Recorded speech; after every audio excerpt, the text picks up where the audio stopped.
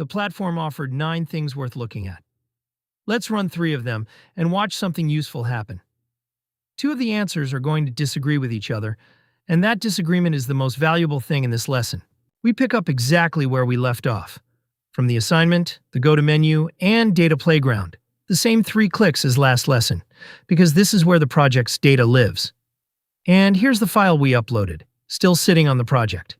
Helio tickets, 220 rows, 5 columns, marked ready. Nothing to re-upload. A dataset stays with the assignment until you delete it. Open it and start with the ranking. Rank product area by average first response time. And there's the headline right at the top. Billing at 11.76 hours. Against a company average of 9.18, that's the slowest corner of Helio desk by a wide margin. Mobile app sits at the other end, 7.54. So if you only ever looked at averages, you'd send the team straight at billing. Now run the Pareto. Majority share of product area by count this time. And look what happens. Integrations is the biggest bucket, 55 tickets, 25% of everything.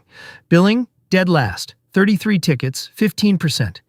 So the slowest area is also the smallest one. Averages point at billing. Volume points at integrations. Both are true, and neither is the whole answer. One more. Outliers in first response time.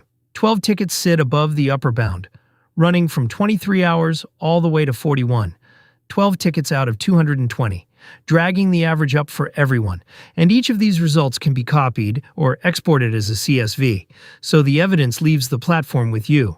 So which area actually costs the most weighting in total? Averages won't tell you. Counts won't either.